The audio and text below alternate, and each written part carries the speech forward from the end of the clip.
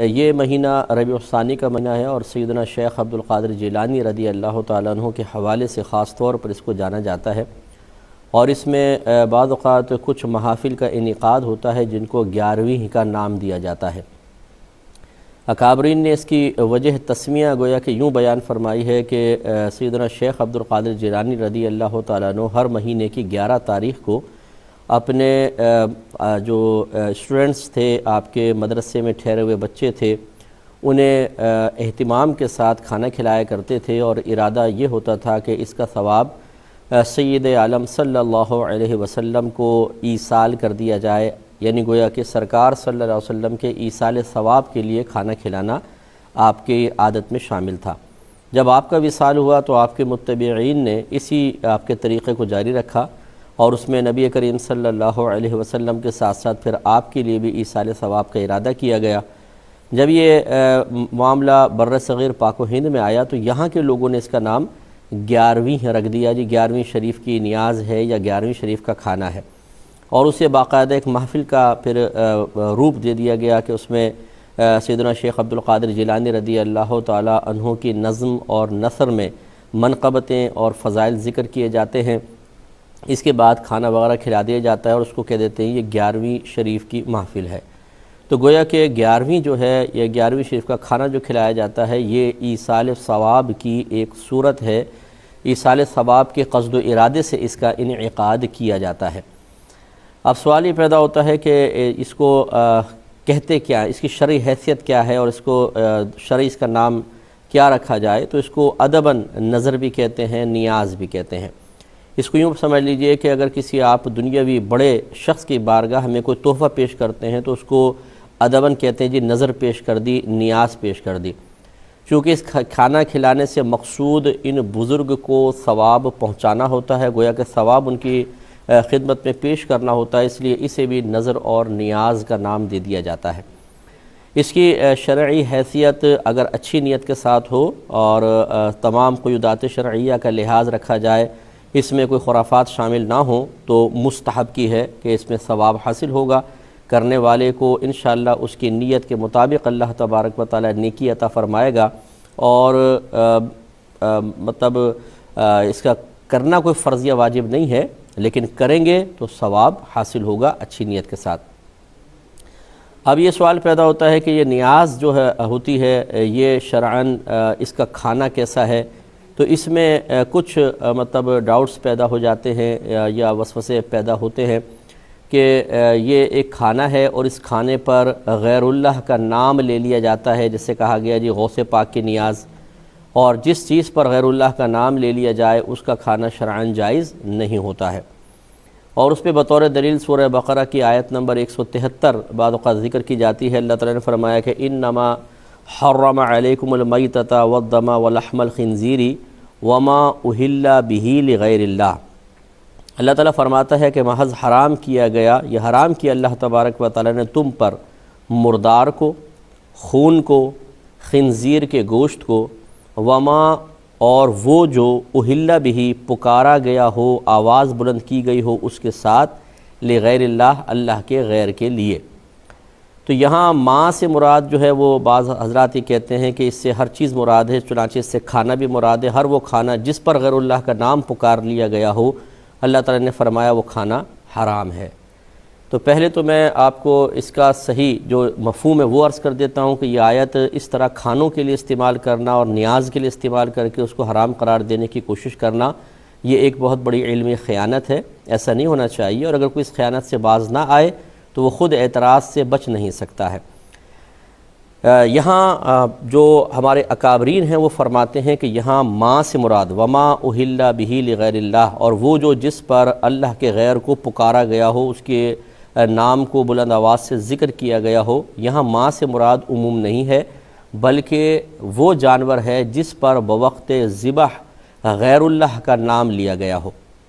اس آیت کے نزول کا پس منظر یہ ہے کہ کفار اپنے بتوں کے نام پر جانوروں کو ذبح کرتے تھے، اور طریقہ کار یہ تھا کہ وہ لٹا کر پھر اپنے بت کا نام لیتے تھے، لات کے نام پر، عزہ کے نام پر، منات کے نام پر اس کو کاٹ دیا کرتے تھے۔ اس ذبیحہ کو اللہ نے منع فرمایا کہ جس ذبیحہ پر بوقت ذبح غیر اللہ کا نام پکارا گیا ہو وہ تمہارے لیے کھانا جائز نہیں ہے۔ اس کی تائید کن کن دیکھیں تفاسیر سے ہو رہی ہے، وہ میں ذکر کر دیتا ہوں، اور پھر جو اس کو نیاز کے لیے استعمال کرتا ہے وہ بھی وہ تفاسیر کو ایسی پیش کرے کہ جس سے ثابت ہو کہ نیاز کو منع کرنے کے لیے اللہ تبارک و تعالی نے اس آیت کریمہ کو نازل کیا۔ جلالین ایک بڑی مشہور تفسیر ہے اور ہر مکتب فکر تقریباً اپنے دارالعلوم میں پڑھاتا ہے۔ اس میں علامہ جلال الدین سیوطی اس آیت کا مفہوم بیان کرتے ہیں کہ ماں سے مراد کیا ہے، فرماتے ہیں اے ذبیحہ علی اسم غیرہ،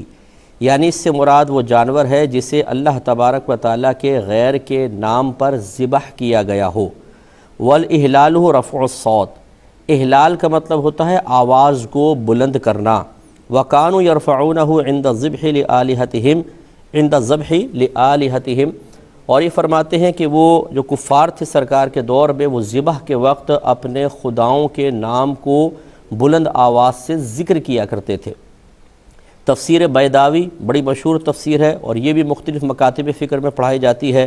اے رفع بہ الصوت عند ذبحہ للصنم،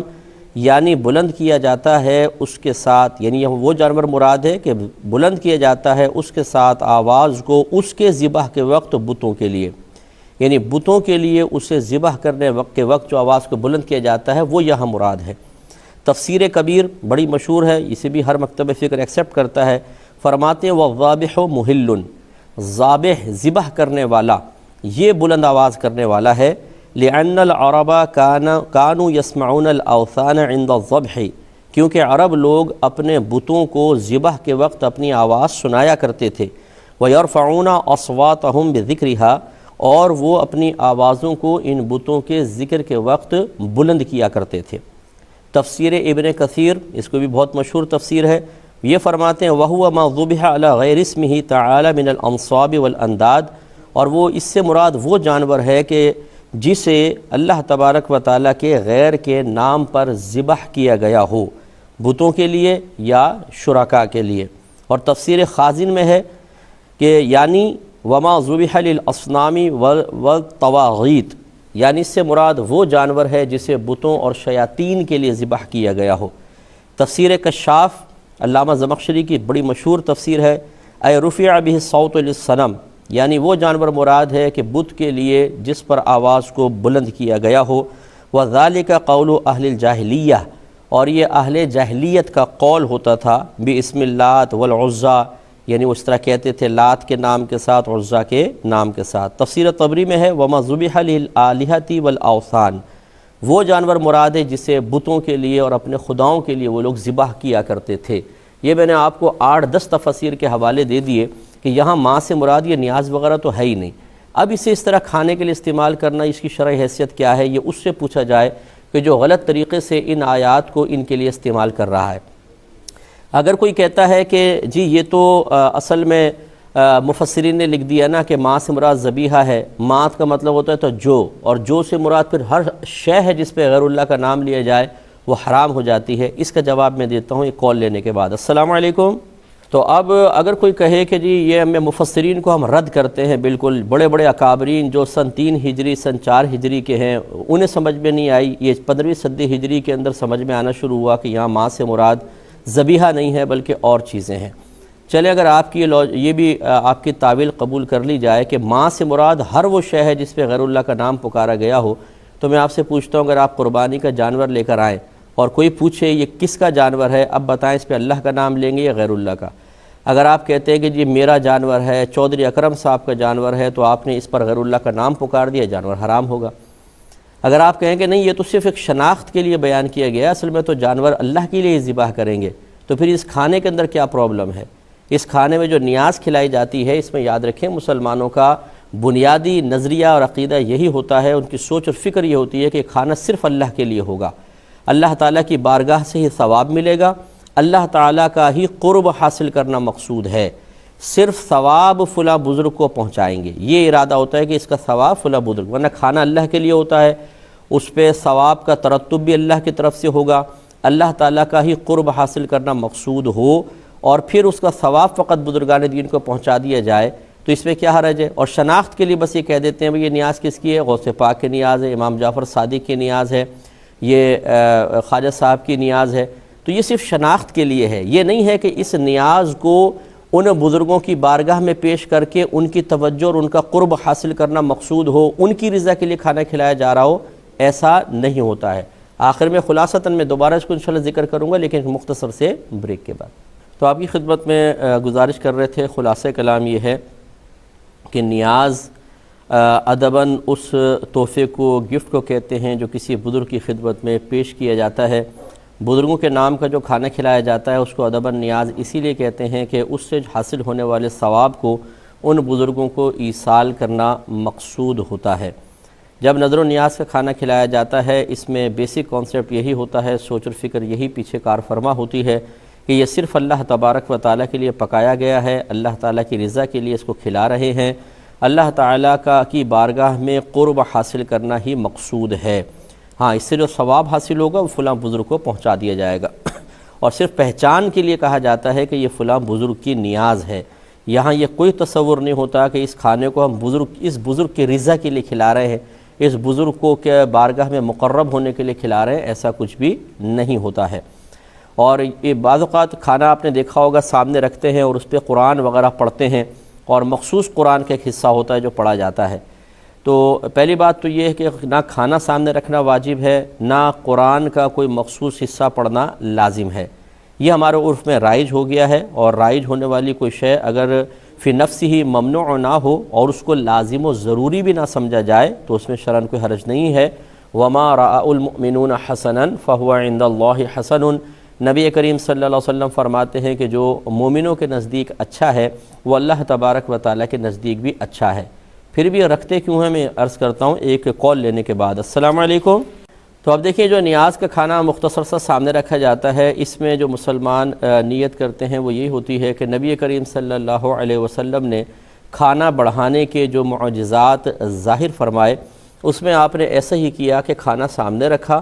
اور جو اللہ نے چاہا آپ نے پڑھا۔ صحابہ یہی کہتے ہیں، اور یقینی سی بات ہے کہ وہ کوئی کلام الہی ہوگا، متبرک کلمات ہوں گے۔ اور پھر ایسا بھی دیکھا گیا ہے کہ وہ 4 آدمیوں کا کھانا 1400 صحابہ کو پورا ہو گیا، یعنی بہت سارے، ایک پیالہ دودھ کا 70 کے قریب صحابہ اس کو پیتے ہیں، لیکن ایک قطرہ کم نہیں ہوتا۔ تو معلوم یہ ہوا کہ نبی کریم صلی اللہ علیہ وسلم نے جو معجزات دکھائے، کھانا سامنے رکھا اور اللہ نے اس میں برکت پیدا فرمائی، اسی سے نیک فال لیتے ہوئے، نیک شگون لیتے ہوئے مسلمان ایسا کرتا ہے کہ کھانا سامنے رکھتا ہے، قرآن پاک پڑھتا ہے، اور ارادہ یہ ہوتا ہے کہ اللہ تعالیٰ اس میں بھی برکت پیدا فرمائے گا۔ اور جیسے میں نے آپ کو بتایا، قرآن کا ایک مخصوص، اب یہ قاری حضرات حصہ پڑھتے ہیں، حافظ حضرات، اور مخصوص ترتیب سے پڑھتے ہیں۔ یہ بھی کوئی فرضیہ واجب نہیں ہے، یہ ہمارے ہاں رائج ہو گیا ہے، تو منع بھی نہیں ہے۔ اگر کوئی صرف سورہ فاتحہ اور 3 بار سورہ اخلاص پڑھ لے، 1 مرتبہ آیت الکرسی، 3 مرتبہ سورہ اخلاص پڑھ لے، یہ بھی کافی ہے۔ لیکن اگر کوئی مروجہ، یہ جو ختم جس کو ہم کہہ دیتے ہیں، یا نیاز کے اوپر پڑھ رہے ہوتے ہیں، اس میں بھی شرعاً کوئی حرج نہیں ہے، اگر اس کو، وہی بات ہے کہ فرض اور واجب نہ سمجھا جائے، اپنے پاس سے اس کو لازم و ضروری نہ ٹھہرا لیا جائے، تو پھر کوئی حرج نہیں ہوتا ہے۔ امید ہے کہ نیاز سے متعلق تھوڑی سی باتیں آپ کو سمجھ میں آئی ہوں گی۔